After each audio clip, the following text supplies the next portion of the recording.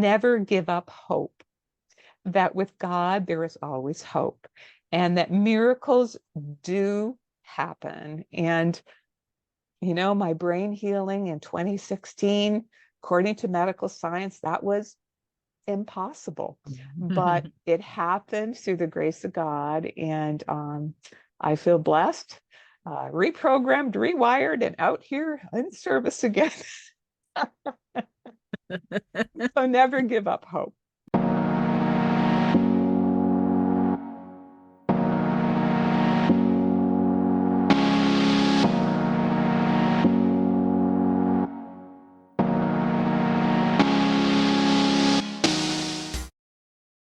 So, Doctor, if I can interrupt you just for a second, do you feel that do you understand the reason why we don't, or did you get that? What I'm trying to say is, why do we not remember our lifetimes normally? Okay. I mean, because I was showing mine too. AIDS is a divine gift, because we would tend to remember the bad things or the painful things. So that's the gift. But I think the other thing is that our consciousness, in its capacity as we're incarnated in humans, we don't have the capacity to hold that amount of information. Yeah. It's like, trying to put mega computer information into a tiny little computer. It just won't fit. It makes the system crash.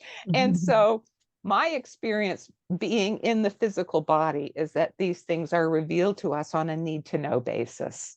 And as spirit knows that we have the capacity to integrate, etc.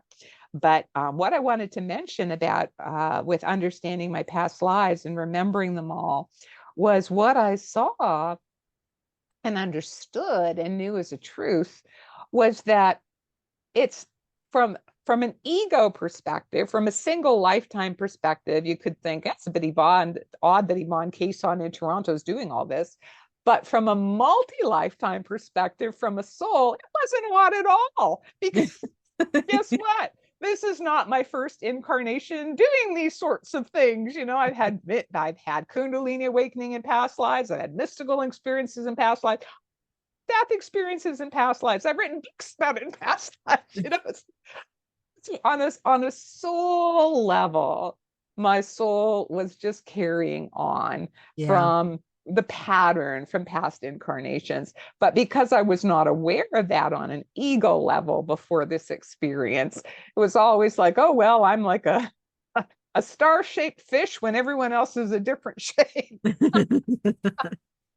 But then once I saw my past lives, it's like, yeah, I'm a star-shaped fish, have been for many incarnations, proud to be one.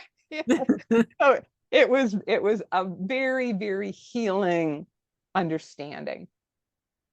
And then after, another understanding that I want to share with you, because I think it's important, is that I had a very clear perception in this vastly expanded state of consciousness about time and the passage of time, and how time does not pass the same way that it does here on Earth when we're incarnated on the other side.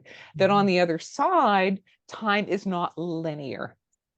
that where I was, or in the state that I was on the other side, that I could perceive past what we here on Earth perceive as past, present, and future.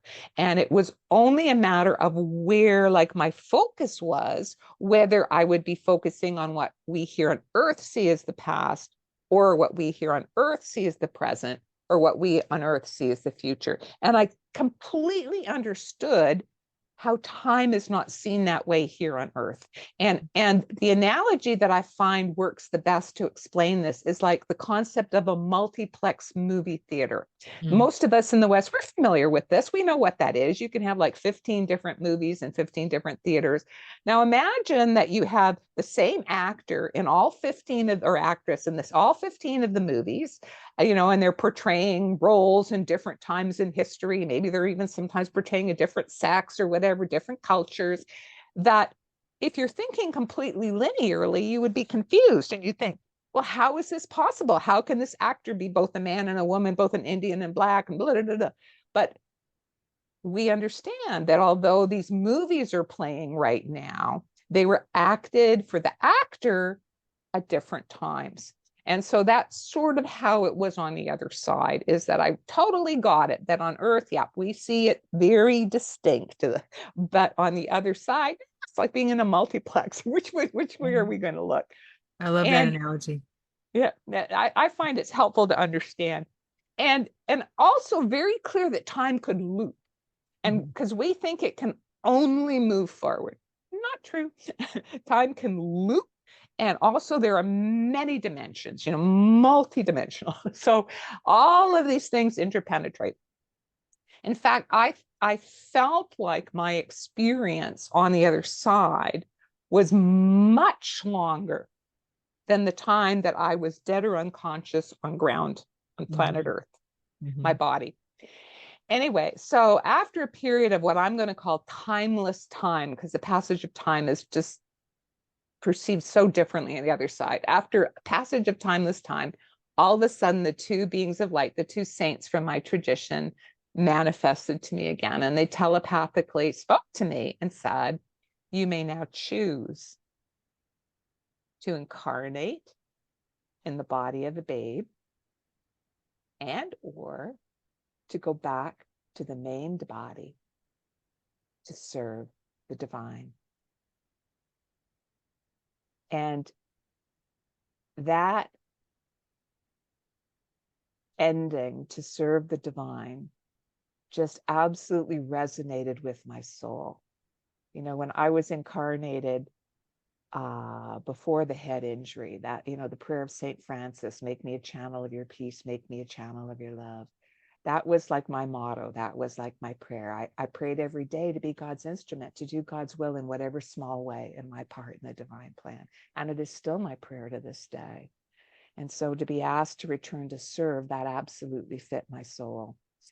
And how my soul responded to that choice was, I didn't feel like it came out of my head. It was like my ego mind was taking a vacation when I was on the other side, and I was functioning from my wide open heart.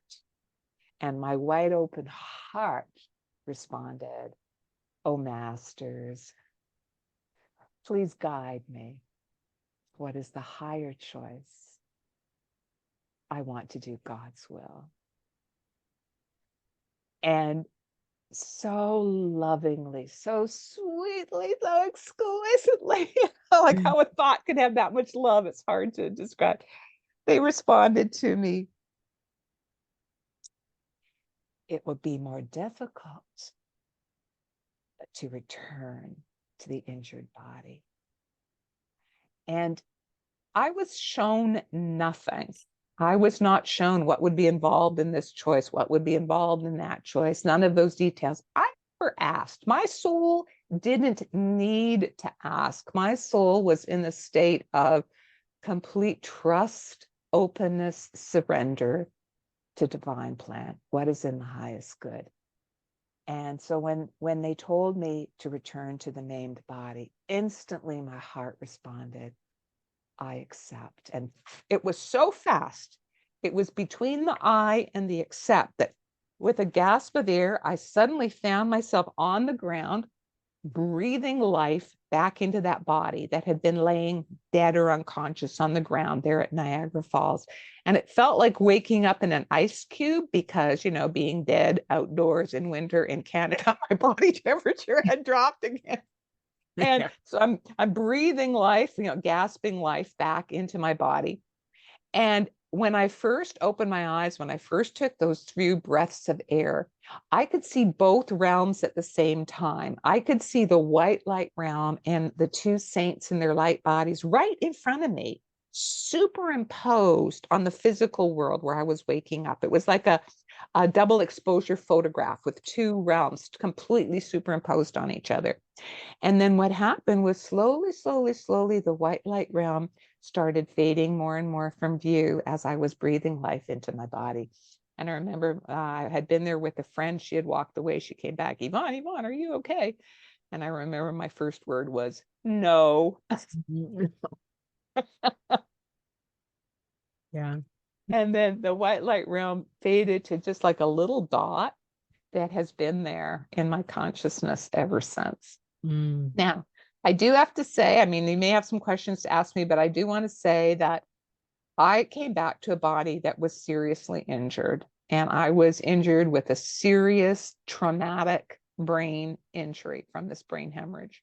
And although I went to neurorehabilitation for 7 years, yes, I went for 7 years, different programs, I was not able to practice medicine again.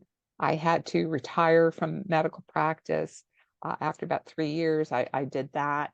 I was no longer able to write books. I'd already written 4 books prior to this time. I was no longer able to counsel patients. I was no longer able to do interviews or talks. I was no longer able even to volunteer at my son's school. I was disabled from this traumatic brain injury. And so people may wonder, as much I could say here, but people may wonder, well, how is it that you're here today doing this podcast? And how is it that you're president of Spiritual Awakenings International if you were so disabled? Well, I had another miracle happen to my life on February 24th, 2016, which was more than 12 years after my traumatic brain injury. I experienced, while deep in meditation, at a PowerPoint in the Planet, which is in Encinitas, California, in a spot in the Self-Realization Fellowship Retreat where Paramahansa Yogananda used to meditate and go into communion, go into samadhi. So there's a very strong spiritual vibration there. They've built a chapel right on that spot so you can meditate there. So I was meditating there, and all of a sudden, inwardly, I experienced this eruption of liquid light in the center of my brain. It was literally like a fountain of liquid light erupted in the center of my brain.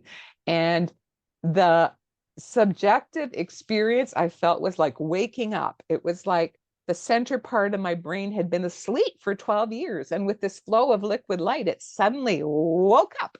And it was like the floodgates opened, and all of these ideas for my next books, these two, were just flooding through my consciousness. And it's not that this was channeled. No, it's not channeled. It was like I'd been pregnant for 12 years and now the babies wanted to come out. You know, it's like, finally we writes down. And so this began a period of incredible inspired creativity after the brain healing, where I was just writing prolifically for the next 2 years. And this has been a sustained brain healing, a miracle, a true miracle. They say in medicine, if it doesn't heal in the first 2 years, well, you know, get used to it. Optimize your adaptation. That's the vocabulary. Optimize your adaptation to your new disability, which is what I was trying to do. But Spirit said, we've got more for you to do. And so I had this I'm profoundly grateful for that healing experience, 2016. So we're now, I think we're at 7 years, something like that. I'm going to be 8 soon.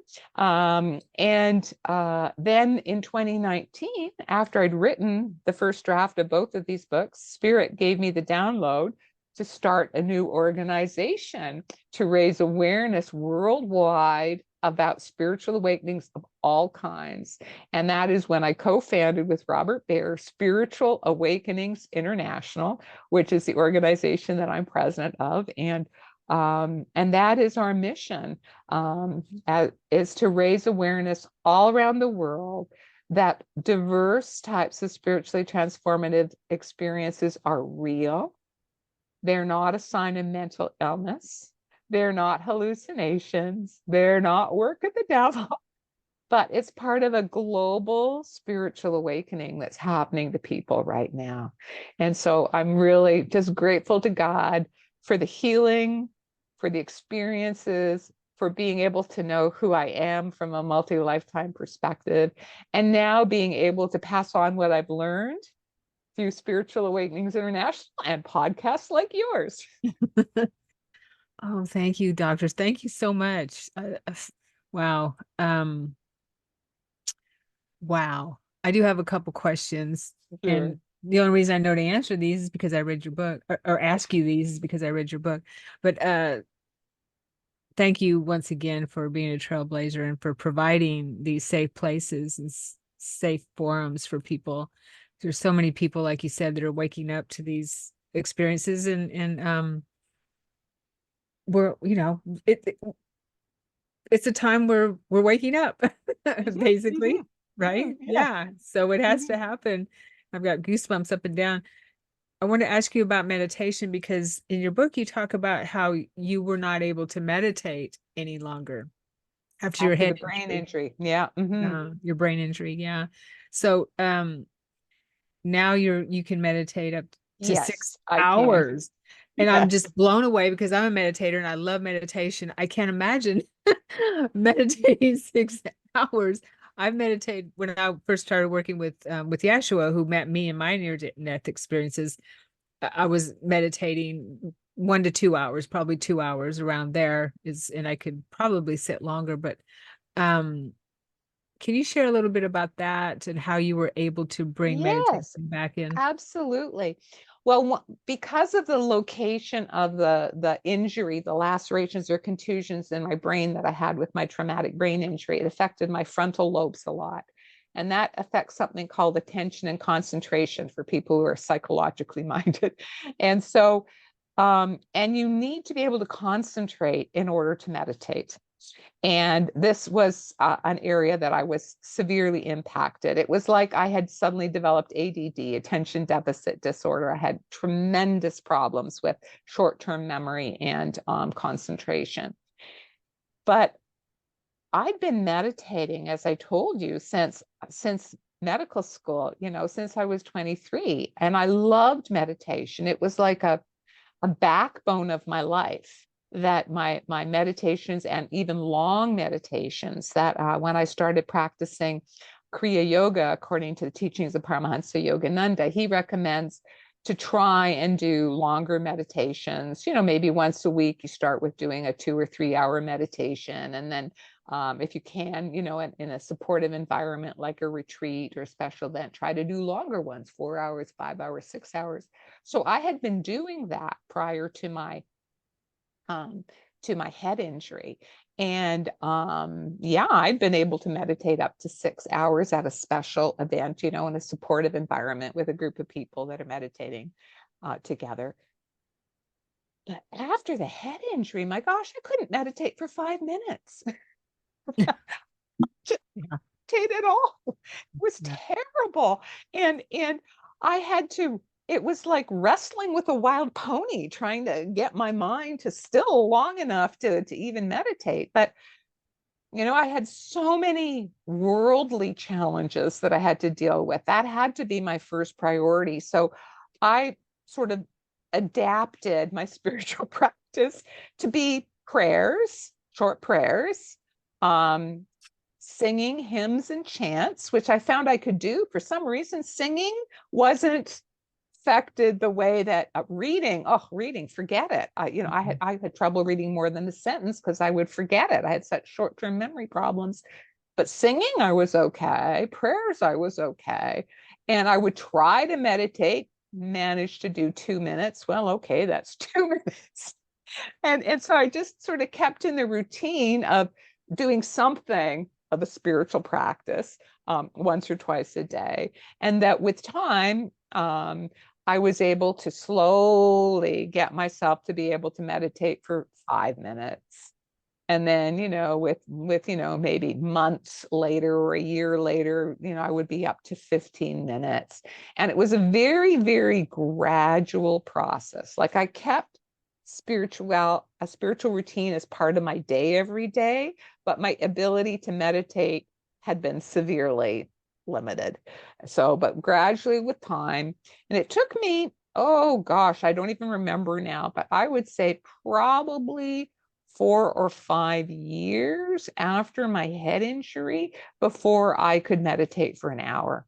Mm. And when I was able to finally meditate for an hour, that was like, for me, that was a big milestone, that now I could try and do an hour twice a day.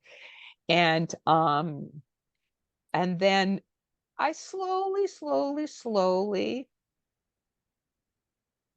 managed to do longer meditations. I was at a meditation retreat in Encinitas, California. I was there for 2 weeks, and in the very supportive environment where all your cooking's being done for you, you're completely looked after, at a meditation retreat like this, being on the Pacific Ocean, long walks on the ocean, just everything nurturing, being in Yogananda's vibration.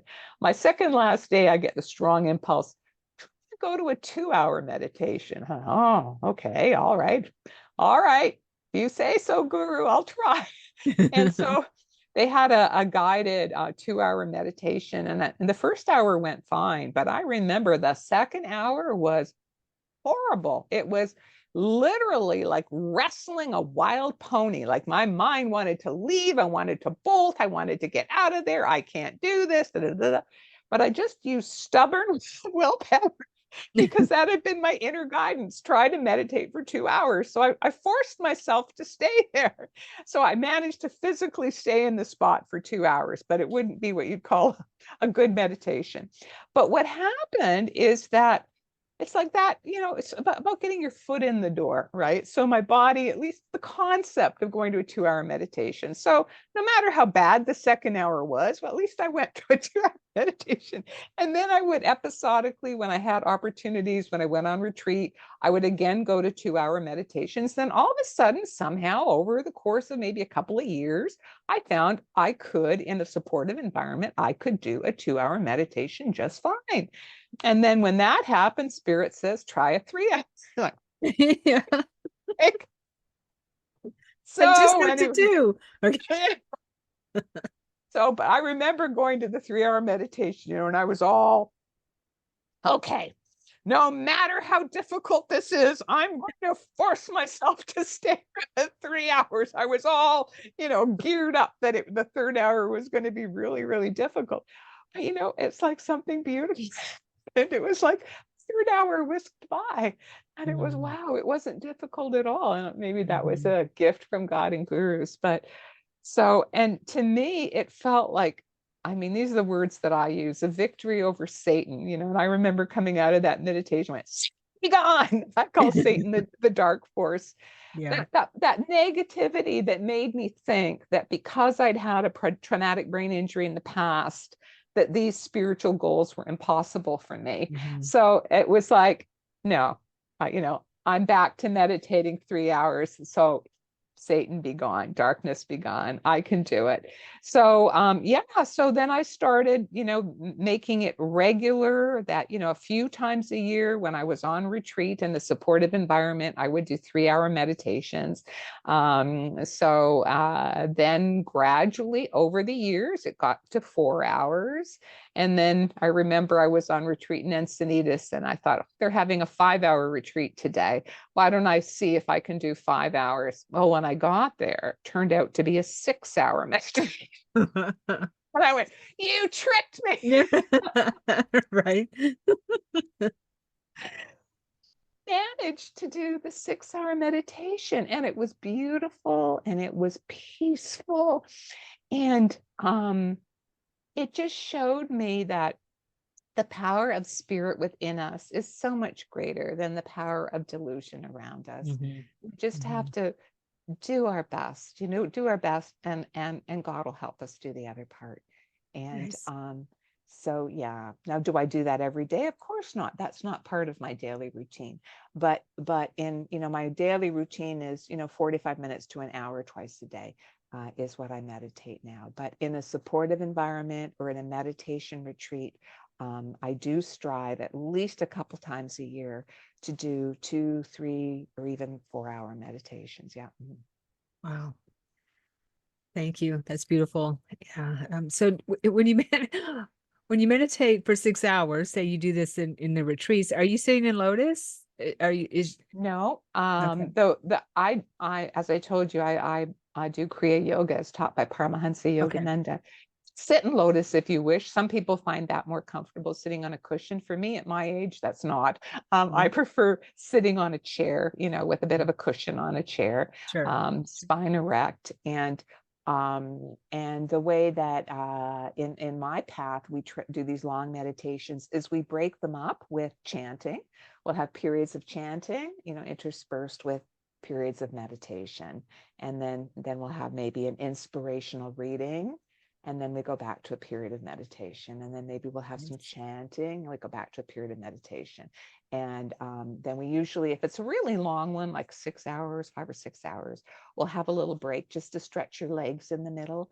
You know, and some people might do a little bit of yoga or go to the bathroom. I usually walk around the block or something, you know, and then come back and resume our meditation. And that's how we do the longer meditations. Different spiritual paths may do things a little bit differently. But for me, that works beautifully. I love the chanting interspersed with the meditation. And I do have to get up and move at about 3 hours. Otherwise, my body's going to seize up. Right. That's what I was thinking, because I was under the impression, the illusion that it was you were sitting still the whole time, but you're still in a meditative state, even though you're moving around. You're still in that meditative state, which and in silence, interiorized and in silence. Yeah.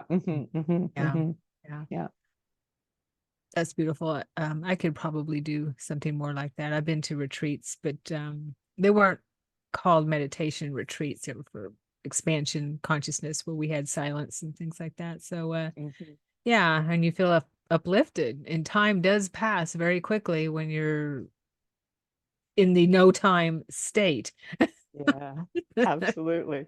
Yeah, I guess I love my meditation retreats. I love meditation. And would you suggest to those beautiful people that are watching, all of you that are watching, that meditation is a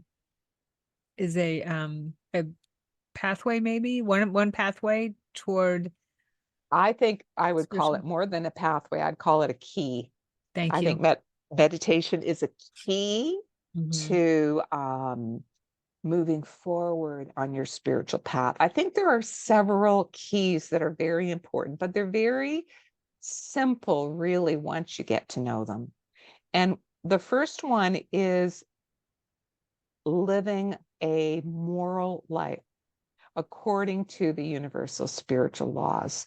And like, how about the golden rule? You know, love each other as you would love yourself. Love the Lord your God with all your heart, all your soul, all your mind. So, you know, we have the 10 Commandments. We have Patanjali's 8 limbs of yoga. Is that how many limbs he has? You know, the guidelines, the do's and the don'ts. You know, do not lie, do not steal. These are spiritual laws, and that as we develop spiritually and have more of these STE experiences, or spiritually transformative experiences, we come to understand these spiritual laws. They're not rules to harm us, they're guidelines to help us. Because if you live in accordance with these spiritual laws, you're living in accordance with the force that underlies the universe, the harmonious force that underlies the universe. It's like if you're in a current that's carrying you down the river, you may as well learn to swim with the current, because it's taking you where you want to go, than constantly going sideways, upstream, wrong directions. And by living with according to the universal spiritual laws, which are about peace and harmony and kindness and love one another, honesty, that we are flowing with the flow of the universal energy. So that's very, very important. Number 2 is to do our inner work. Is that everybody's got inner work to do, otherwise they wouldn't be incarnated here on the physical plane. That's what I always say. You wouldn't be here if you didn't have stuff to heal. Yeah. That's right. And so it's important to embrace that. And again, it's like swimming with the current, because as you're opening up spiritually, and as the Kundalini or spiritual energy awakens, it'll bring to your attention what needs to be healed. So you can either fight, like go against the current, or embrace it and go, yes, this is, I want to heal this, and to become a witness within yourself. So you witness what's coming up in yourself. Whoa, anger coming up in me. I guess I better deal with that. I mean, this happens to me. It happens to everyone. I remember something, I can't remember, maybe a year ago or whatever. somebody did something or said something that was extremely offensive towards me. And I remember this little part of me got angry. And this other part of me, my higher self part of me, witnessed it, goes, oh, Yvonne, that triggers you. We have to look at why that made you angry, rather than being able to stay in my peace and just allow this person to spew whatever it is they want to spew without it hooking me in any way, shape, or form. It hooked me. And so I realized, because of where I'm at on my spiritual path, my work is not to be angry at the person who was spewing whatever. My work now is, okay, what part of me was not able to hold my peace and harmony? Is there a wounded part of me that needs to heal? Is there some part of me that feels it hasn't been heard yet? What is happening down here in my lower chakras that I got such a strong reaction? So when I was still working with people in spiritual awakening process, that was a lot of the work that I did with people, helping them clear the issues as they were coming up. Because this is what we need to do, and what Spirit's trying to do in our spiritual awakenings. We're opening up all of our chakras. Our issues from this lifetime and from past lifetimes will come up, and they're coming up for exactly the reason that you mentioned, which was for healing and for learning.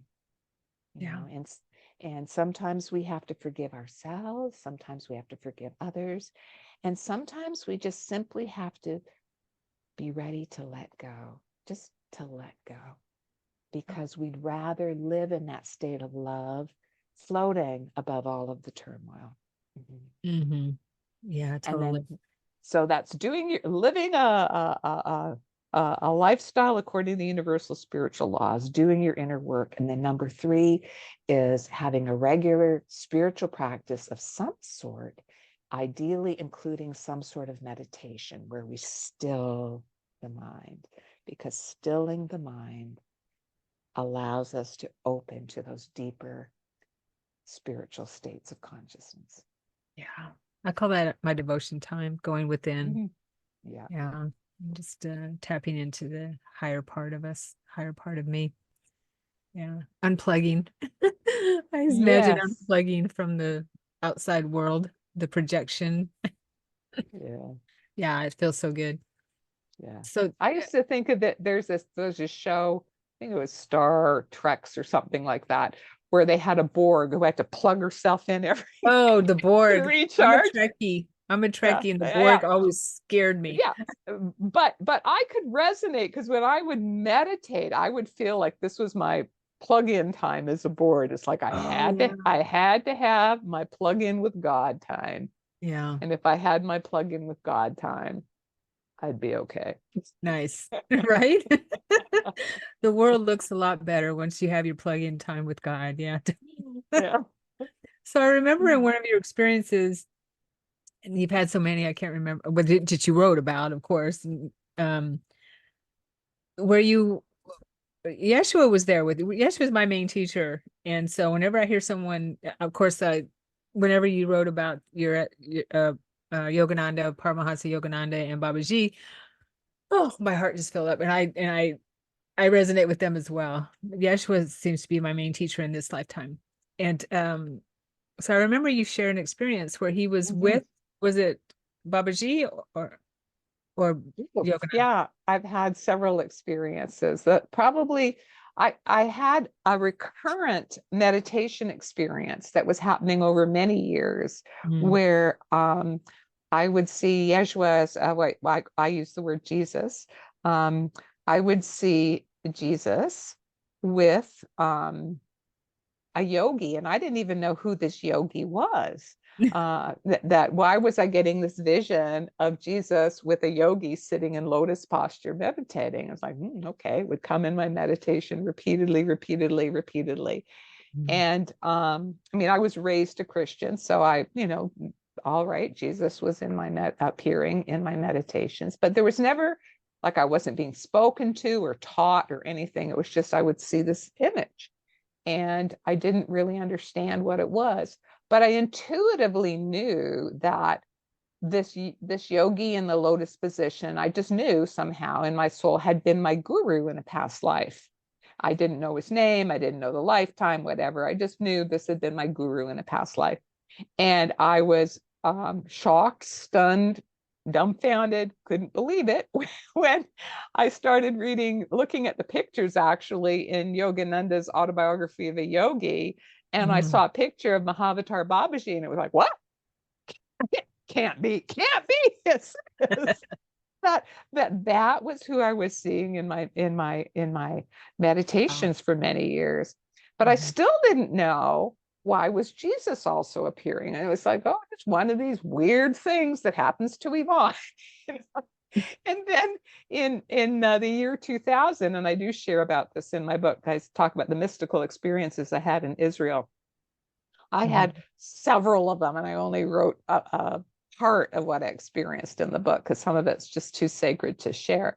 But the one I'm just thinking about it is making my soul go into a deeper state. I'm going to share both of them. So one of the experiences I had in Israel was I was actually how I ended up being brought to Israel, how spirit does things in strange and wonderful ways. I had no plans to go to Israel. I was on a medical cruise. It was a cruise that had a medical conference for doctors who are doing psychiatry and psychotherapy. And one of the stops that was in the Mediterranean was in Egypt. It would be an opportunity to go to the Great Pyramid of Giza. And I'd always wanted to meditate in the center of the pyramid in Israel, in Egypt. So of course, yes, I went there and I was able to meditate in the middle of the pyramid and And I thought that was going to be the highlight of my trip. Little did I know that later on we went to Israel, happened to be on the itinerary. And with the tour boat guide, I signed up to go to some holy places. And the tour guide said to us, very openly, and it was also written in the little description in the brochure, people are not really certain if these are the correct historical places, that there is some debate, that some churches think this is the correct physical location. Other people think it's slightly somewhere else. But, some people think that this is the spot where Jesus taught the Sermon on the Mount, which was like his coming out sermon after he came back from India, which we now know is where he went in his lost years, where Exactly. he came out and with the Sermon on the Mount, his great, incredible teaching of the Sermon on the Mount.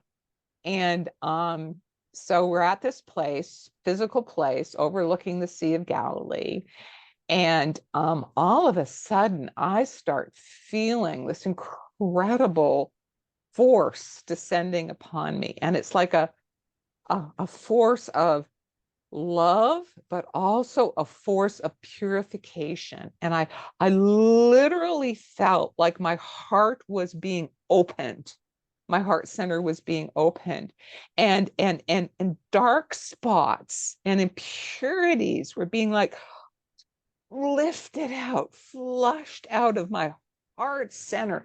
And my heart, like I physically felt like I was being cracked open, and the tears were just streaming down my face. And I would call this a purification or healing type of mystical experience. It was like darkness was being removed from my heart. Darkness, I didn't even know what it was, but it was a profound heart opening, healing experience. And I remember thinking, we had to leave. I could tell you more details, but I'm just going to leave it at this for now. But I remember thinking, oh, this is the right spot. This is the right spot, because the vibration of Jesus is still so powerful and so present there. It healed me. And I heard one phrase, be more loving.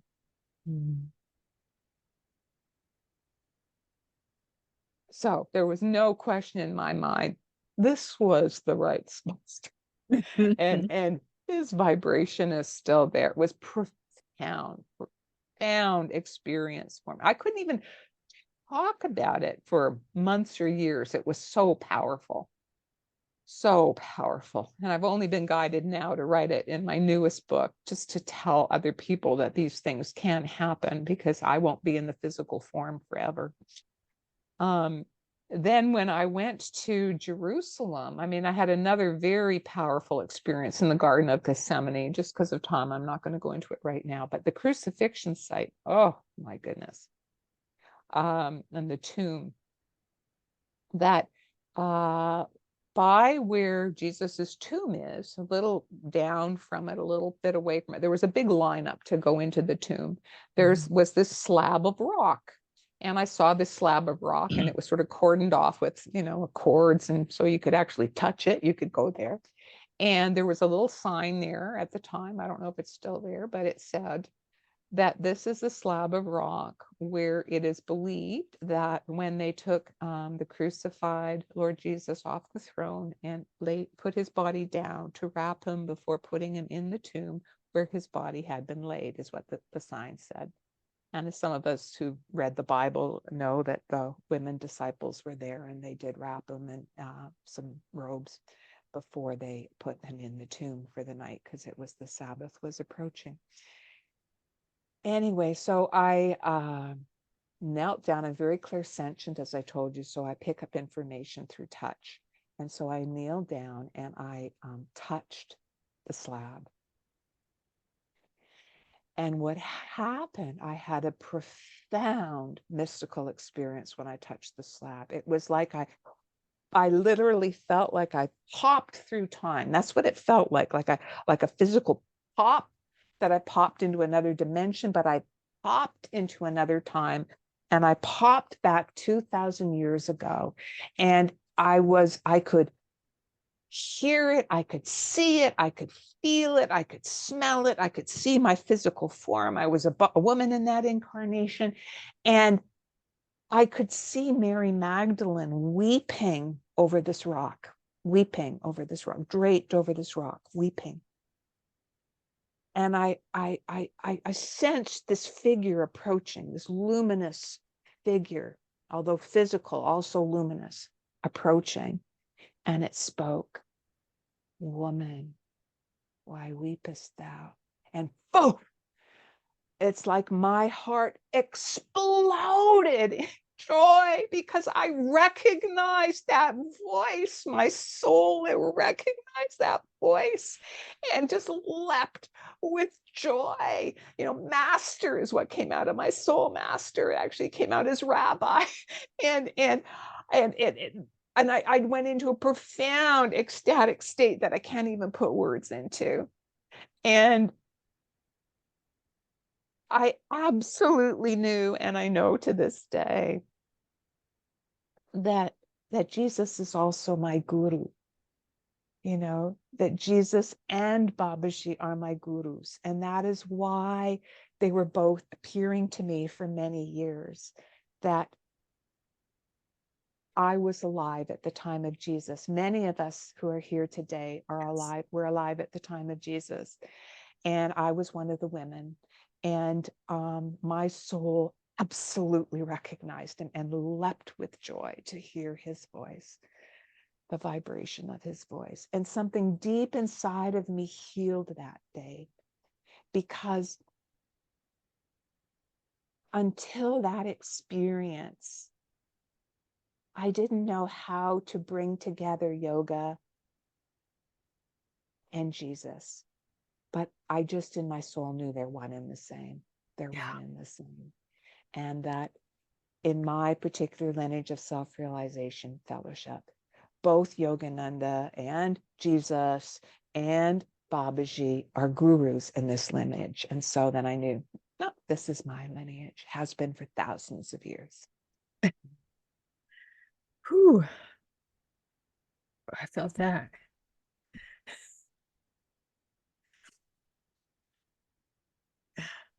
I'm kind of speechless right now. Bringing, that energy in. Yeah, I didn't share that experience for almost 20 years. Oh, It just felt much too sacred. But I'm now being told, as I told you, that I'm now being guided after my brain healing, that I am to share some of these experiences so that just other people will know if it's happening to them too, it can happen to ordinary people. And it is happening to ordinary people. Mm-hmm. We're all divine children. You know, it's 20 years ago when I first started working with him consciously, Yeshua, he taught me about yoga. I wasn't doing yoga. I was doing anything. I didn't have a spiritual life before my NDE in 2001. And he taught me yoga, taught me tantra. He taught me all kinds of Eastern types of practices. Yeah. Mm-hmm. Yeah. He was a yogi, in my opinion. He was a Jesus yogi, was a a rabbi, yogi. he's a yogi, Yeah. master. Mm-hmm. And I Mm-hmm. remember calling him master, calling him rabbi, calling him teacher, calling him master a lot. Yeah. Mm-hmm. And what you said about how the people that walked the planet when he was here are back, and I've been getting that very strongly last couple of years as well. And in my work with working with people that come that are brought to me, that are waking up and remembering their relationship with not just Yeshua, but all their teachers, that they were also there. And so it feels like we're coming full circle and remembering his teachings more clearly now. Does that make sense? Yeah.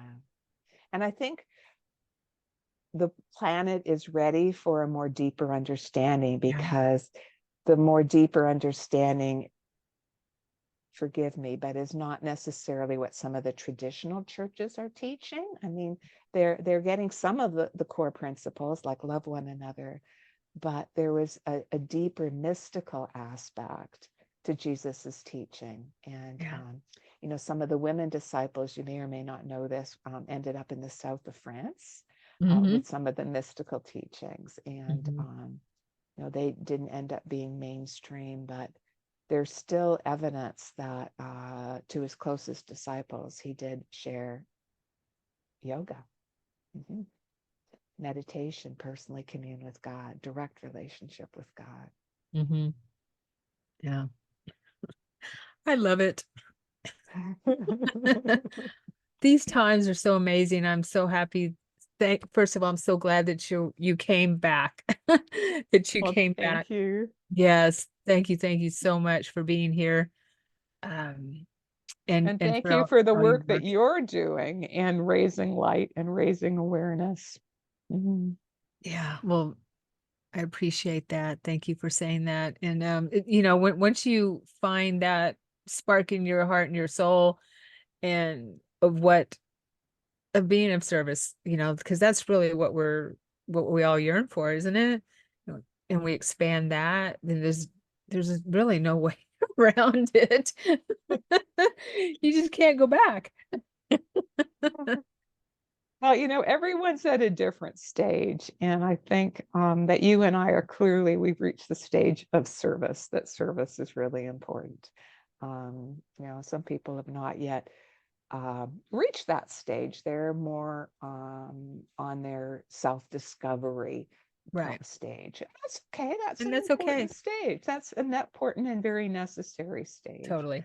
But then in my experience in counseling people over a course of a lifetime is that then people will move into, yes, I do need to do my work, but really we're a global family and my heart is calling me to be of service to others. Right. Yeah. Well, thank you, Doctor. I won't keep you any longer. We've been talking for quite a while, and I really, really do appreciate you being here and sharing a small part of your story with us. And thank you, Sharon, and thank you for having me on your show. And keep up your good work too. Oh, of course, of course. Was there anything you'd like to share at the end of our show here that just a message I like to leave people at the end? Two things is how you can reach me is at Spiritual Awakenings International. You look us up online, website, you can contact me through there. I have my 2 books, Soul Lessons from the Light and Touched by the Light, that you had mentioned. And then the last thing I wanted to say is the important message I would like people to go home with is never give up hope. That with God, there is always hope, and that miracles do happen. And, my brain healing in 2016, according to medical science, that was impossible, but it happened through the grace of God. And I feel blessed, reprogrammed, rewired, and out here in service again. So never give up hope. Miracles do happen. That would be my closing message. Thank you. Thank you so much. And thank you everyone for watching. And please do the YouTube thing, subscribe, comment, and like the video. All righty. Okay. We'll see you. Thank you. Thank Bye you, now. Doctor.